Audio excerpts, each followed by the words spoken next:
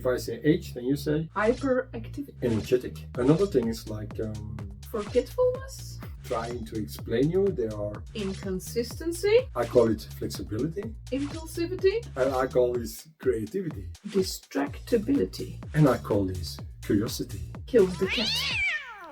Hello and welcome to ADHD True Colors today's podcast. Do you sometimes have the impression that your ADHD partner's excessive curiosity and passion for inquiring anything and everything anytime is causing more problems than solutions? This morning at breakfast, my partner Rorik here, and by the way, I'm Michaela, he came up with something he found on the internet, a study from the University of Aarhus in Denmark called Curiosity and Zetetic Style of Thinking by Ashborn, Petersen, and Somogi Varga. Yeah, I looked on a paper. I hope I say these guys' names right. And if not, sorry. Yeah. We're not going to review this study or explain it to you. That's not what we want to do. We'll put the link in the description so you can read this very good work for yourselves. The content and theme of this study, curiosity, did inspire us, however, to take a deeper look into how curiosity actually works in a neurodivergent, neurotypical relationship and how we can use it or experience it in a different way. Do you experience boredom as the main impulse to start inquiring things and to become really curious? I think indeed we are, or I am very often bored by what society has to offer me. But I think it's in a way how I am conditioned to be. And this sounds strange, but imagine if you have a child who is neurodivergent, is very curious, asks always why, and very often the parent gets bored or Annoyed. or frustrated with this why. It's like a barking dog, a barking puppy actually. So it's not that I can't understand what a parent is going through when he or she has a child like this. But on the other hand, the reactions are often very, very negative. So it means like this parent has been conditioning the child that it's not normal to ask these questions, but it's driven by these questions. So it just wants to understand how the world is going. And it's a little bit more extreme than an average child does. That's how we are. That's how the brain works. So if you are like a child and you encountered so many times this shut up, don't do this, sit still, you're a naughty boy because you're not doing whatever. For me, I started distancing myself from the normal world because it was boring, because I was conditioned to be the bad boy all the time. And it's very hard when you have this feeling of not being good to still stay involved in what they are asking from you. What are the societal norms? So I became an artist, questioning everything. I was an arrogant student because I like to learn a lot. It became a sport, like how can I find errors in the discourse of my teacher so I can be smarter than him. And it was not the best way, but it kept my curiosity alive even during my school days. Many of the traits of ADHD are considered dysfunctional. In the study, they look at this deeper, and it's very interesting because if you change your perspective on these traits, you get a totally different appreciation. Can you illustrate this with a few examples? You know, this very old song. Actually, I don't know whose song it was, but it's like this English and American way of saying words. Like I say tomato and you say tomato and this stuff like that. Yeah. I think we can do the same thing with typical cliches that are used to describe what ADHD is, especially from the viewpoints of the NT. Yeah. It's But- also, they call it's funny because they call it symptoms, which then directly refers to some kind of a disease, and it's stigmatizing, which is something we want to resolve, because stigmatizing, I don't think this has helped anybody anywhere at no time at all. So go ahead. So let's go for the first one, and I will come back to this point a little bit later in what we are going to say, but I'm going to stay with this song. I like to move around, and I like to train a lot, and because I like arm wrestling, for example, so I train a lot for that. What do you call this? Hyperactivity? Yeah. What do I see it much more like energetic. For example, the trait I don't have, when you come with something that we have to do. When we're in a conversation, you have a hard time staying at one point. How would you call that? A point is a dot, and you have many dots. So connecting the dots, that's how Steve Jobs created Apple. How about forgetfulness? I think it's more like absorbedness, Okay, maybe two. If as in, being completely absorbed in something. yeah, Yeah, like not having attention for anything else than the thing you're doing. Is it the same as hyperfocus? Or is that still another thing? I mean, it can be, but it doesn't have to be. There's so many dots I see that I really get into it, but it doesn't be after hyperfocus. Just like, oh yeah, this is interesting, and this is also interesting, and I'm still looking around, and I'm not in a hyperfocus mode yet. Or then, not yet. But there is a positive side to this seeing all different dots. I think you would call it inconsistency, and for me, it's flexibility. When I say impulsiveness, Then I say creativity. you are so easily distracted. I'm so curious. Can you remember the point in your life where you actually started to feel this curiosity and started developing it? The first time, no, of the oldest memories, I don't know. I think I've been always curious, looking around, looking under things, trying to open things. Luckily, my father was an electro thing. He could repair TVs, and we had I was very young when we had our very first computer in the house, and I was really wondering how to open this thing, and luckily my father opened the thing, so I could look inside. Yeah, I guess you didn't dare to open it by yourself. No, I don't think so. No. Knowing your dad. Yeah, I think I wanted to survive the computer. It's very funny in the movies, but in reality, Yeah.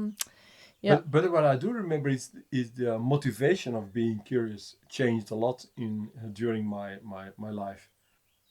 As a child, I was curious, driven by boredom, and I had a lot of fantasy, and I tried to stay in this fantasy and not be in the real world.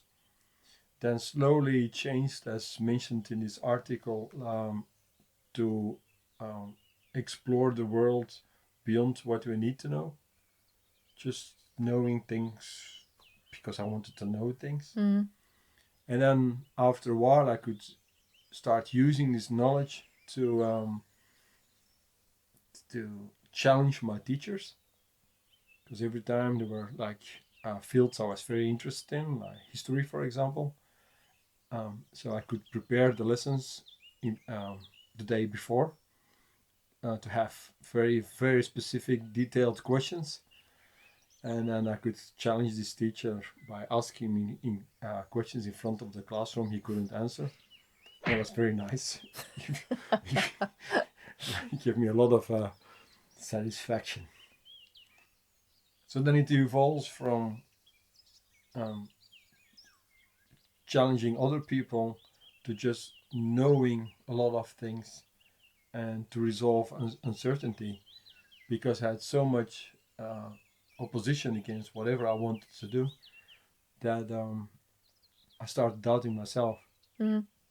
This is maybe a good opportunity to touch on the study where they speak about 3 types of curiosity.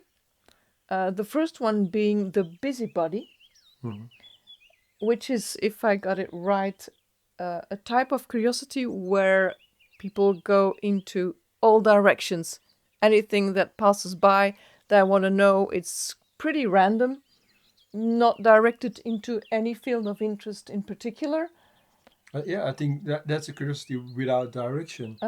And that's a form that takes a lot of energy because it's going all the way. And I think that if it's only to resolve the uncertainty, for me it was that. Like it didn't matter. Just give me input, input. And the next time when I encounter somebody and he's not friendly towards my being as a young person, I just do a brain dump. And I said, "Oh, yeah, you think so? Bang! Here's everything." Yeah, you were very ready to attack. You were very defensive as a young man in order to make your point. It was debating and using your knowledge as a weapon, which might have satisfied some part of your brain, because satisfaction is what it's all about at this point. It's the doubt about who am I? What can I do in this world to... I mean, everybody wants to add something. And I mean, if you're conditioned to be always doing it the wrong way, then, I mean, what can one add if the qualities you have are never appreciated? Yeah, I understand. Is there a certain point in your life where you feel that the focus on what you're inquiring about changes and becomes more specific? For me, everything changed the moment when I could set a goal. I think everybody needs it, but especially people with ADHD. If you really want to know where to go, I think you need a mission statement. And that's what I did. At a certain point, I said, I want to know this, and this. And for me now, it's much more easy to stay on the same topics and organize my life to do this. The second model, which is described in the study, is the hunter. In my idea, this applies a lot to you from later on in life when you started to define your points of interests. You like nature and human behavior, understanding why things are on a global and an individual level.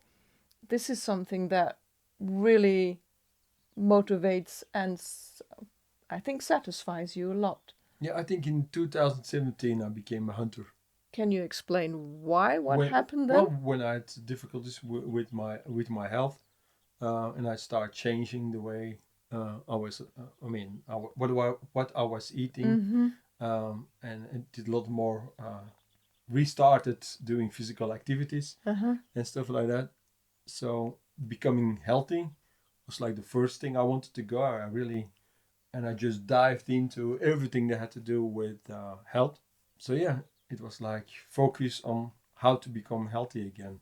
The question people ask themselves when they're in a neurodivergent, neurotypical relationship is, okay, my ADHD partner comes up with all this information and all these insights and connecting dots, and in the first, when it's miscellaneous, then you don't have the feeling like as it's actually bringing you anything. Whereas when it gets really orientated and focused on things that are helpful for the team, that's when it gets really interesting and exciting.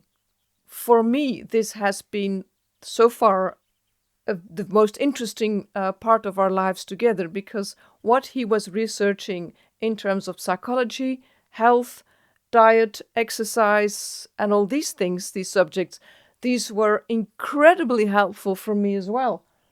So this is where his curiosity and endless inquiry really became an asset. That's the first time in our relationship I became interesting. And it's true. It's really true. Another thing that came into this article was I don't know how to pronounce zetetic in English, because it's different than in French. Anyway, I think it's something like zetetic parameters, and there are four of them. Four. One is the worthiness of the question. 2, effectiveness of the inquiry.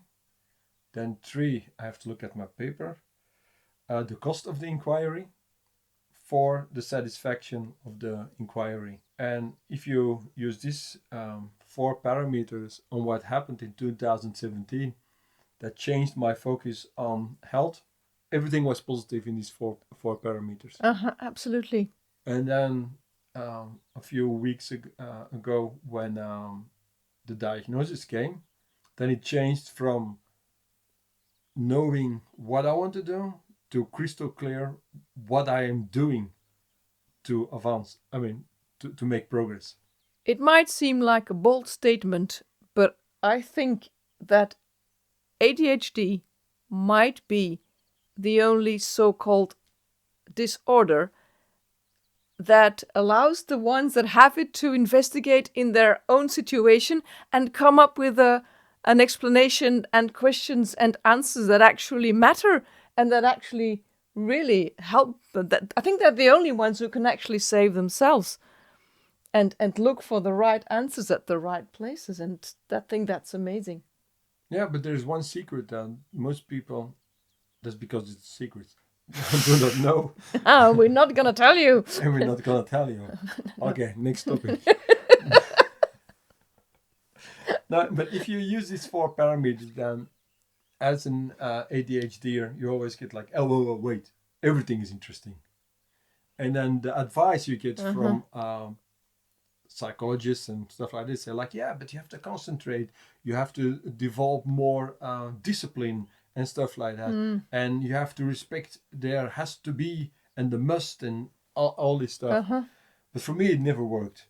I mean, the first 40 years of my life, nope, no change possible. Like, what changed is this, having this diagnosis and already having a focus on my health. This combined now is, I see it completely different. I think lot of people, lot of ADHDers who are lost, and I think many of us are lost, and being criticized doesn't help to find your path again.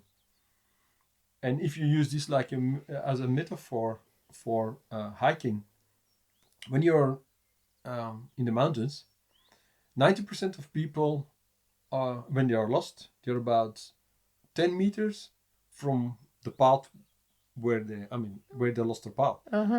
So, and most people start running around as like chickens, and the only thing you have to do is put something, a piece of plastic or whatever, on a branch, and start going like no more than 10 meters in every direction, and never lose out of sight the plastic thing you have in the center. And then you have 90% chance of finding the place where the track back. And that's what happens in our lives too. We are just lost because we are forced in this life that is not ours. We cannot do the things that NT people can do. It's impossible. And discipline is not enough. I mean, you can force yourself doing something for a few minutes, and then ding, there it goes again, and then ding, there you receive punishment or a negative remark or something like that, and then it's too late. So finding your way is the most important thing. Discipline is not going to help you. Discipline comes afterwards. You have to find what you want to do, how you want to do it, and especially your authentic self, because we are lost because we are forced in a form we can't be in. And then we conditioned to live with all these negative remarks. And that is not constructive. And you need a constructive environment to evolve into somebody who can be functional. Do you consider all of your inquiries satisfying, or do you sometimes feel as if you've wasted time and effort? Good question. I think when I feel like this wasn't worth it, it's most of the time when I try to fit in or assimilate in something that is not good for me.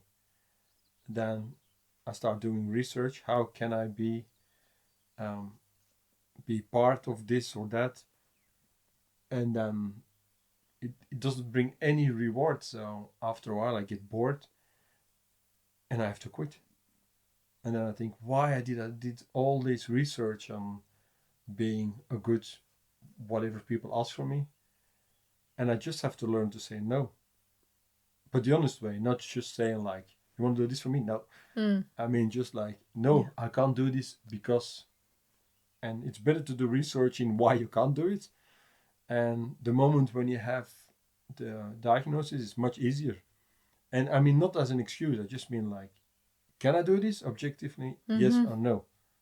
And it doesn't have to do anything with must. It has to do with, can I do this?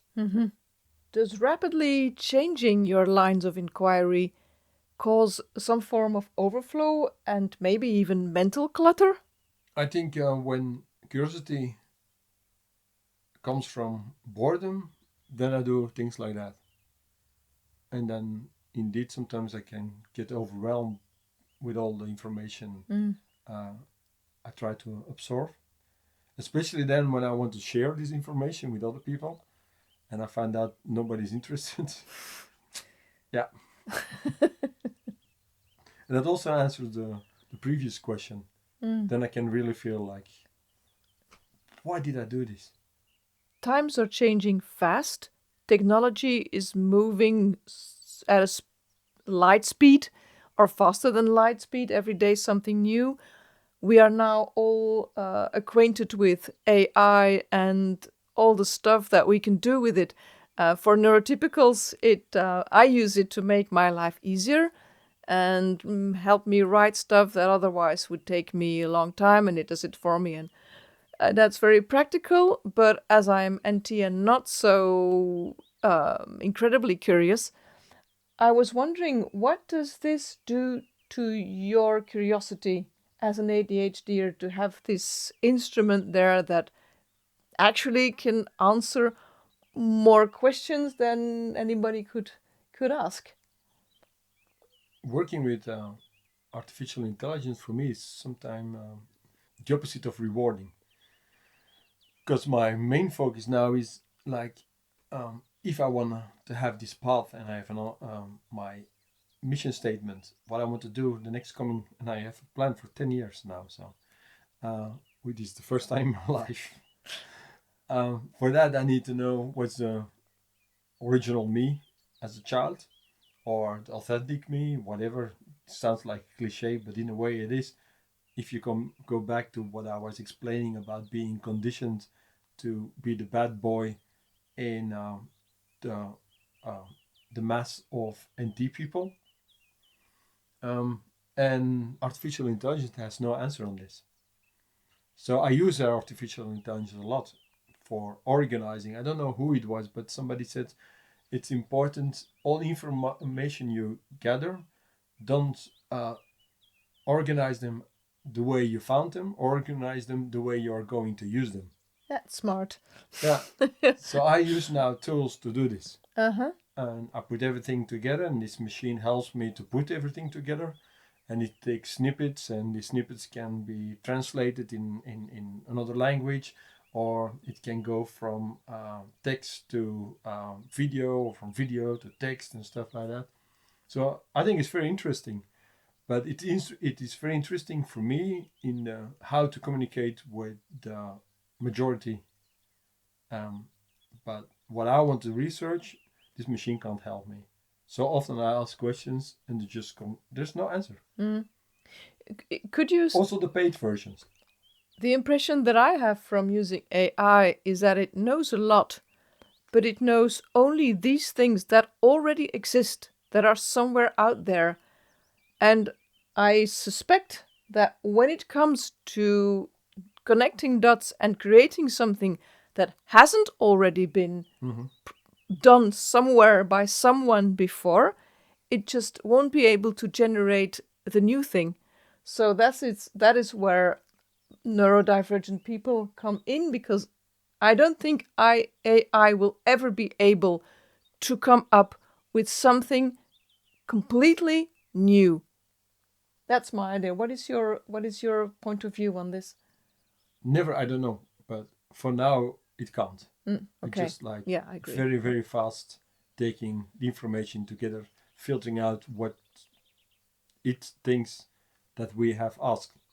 But the most important things, like all the data that it can use, this artificial intelligence, is 90% from NT people, not from ND people.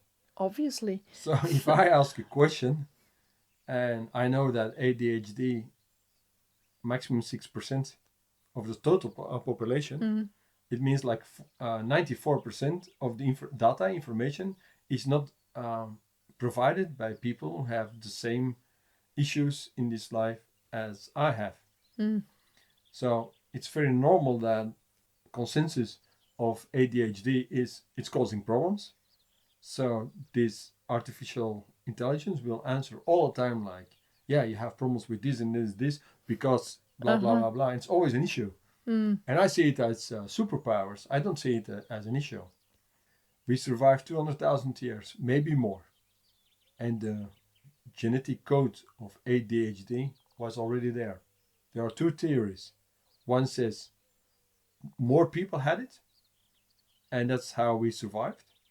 And there's another theory that said like, no, it was just 6%, or maximum 6%. And they were the curious people. They did discover a lot of things. And then we come back to the beginning. Curiosity killed the cat. So curiosity killed the curious hunter-gatherer. And totality could learn from his mistakes. And if he invented something that worked, of course, they could learn from his success. You said something very interesting this morning, which was that in society before our modern times, let's say the hunter-gatherer society, to make it easier, the idea was that if you would live in your tribe, your clan, whatever you want to call it, and you were going out into nature, that at some point you would have to get back.